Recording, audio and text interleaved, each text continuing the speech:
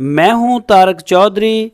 DGF livestock channel को subscribe कीजिए और बेल आइकन को प्रेस कीजिए हमारी नई वीडियो को सबसे पहले। दोस्तों बुद्ध मंडी से सानू मिले ने गुलाम मुर्तज़ा भाई जैसे तुसीं साडी सारी वीडियो चलो देखते हो और कई दोस्त कमेंट्स भी करते हैं गुलाम मुर्तज़ा भाई के बारे सानू पुछते भी हो तो ये सानू फिर मिले ने और इन्होंने पुछने किहड़ी जगह तो आए ने तुसीं शहर डैडी चो आए ने। अच्छा अज किहड़ा माल लैके आए हो सानू की दिखाओगे?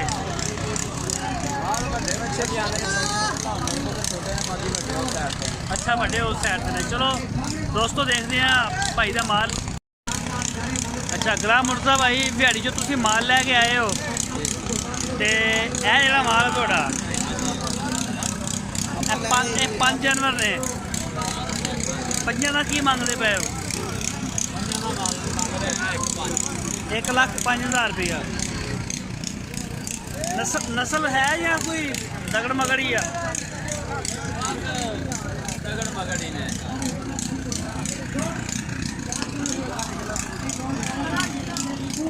ਇਹ ਦੋਸਤੋ ਤੁਸੀਂ ਦੇਖ ਸਕਦੇ ਹੋ ਇਹਨਾਂ ਦੇ ਕੋਲ ਜਿਹੜਾ ਮਾਲ ਹੈਗਾ ਸਾਰਾ ਮਿਕਸ ਹੈਗਾ। 5 ਜਾਨਵਰ ਨੇ और 1,05,000 रुपया मंग रहे हैं।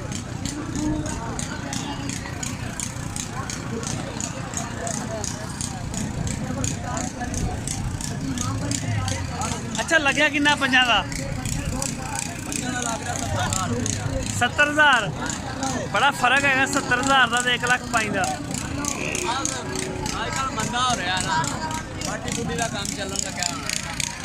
अच्छा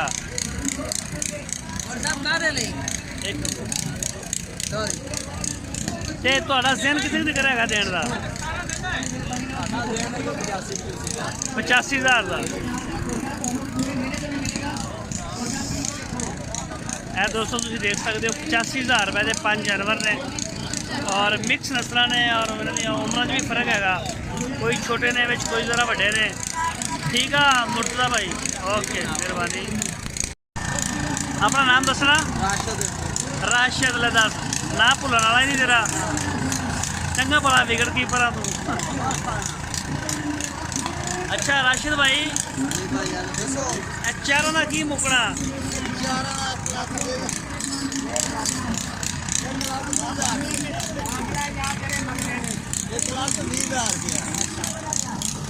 नहीं कोई लैंड देने वाली गल करो।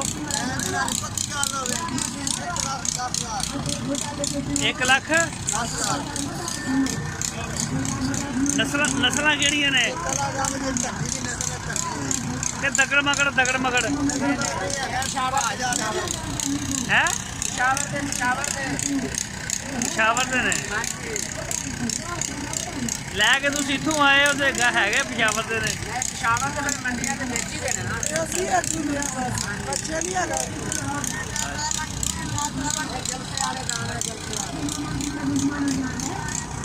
ਇਹਦਾ फाइनल लग्या कि ना लगा कि ना लगा? 95,000 लाख रुपया चरण लग रहा। चलो ठीक हो गया सर बड़ी मेहरबानी शुक्रिया।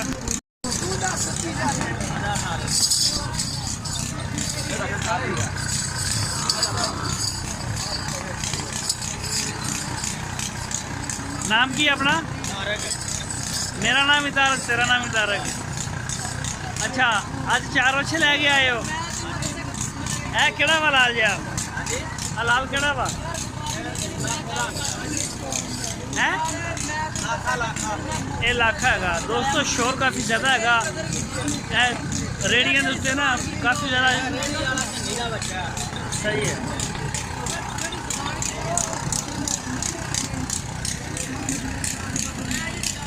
चारों का की मांग रहे हो तारक भाई? हाँ चारों का ही 1,30,000 लग्या कि ना चारों का? अच्छा 30,000 का फर्क आ रहा।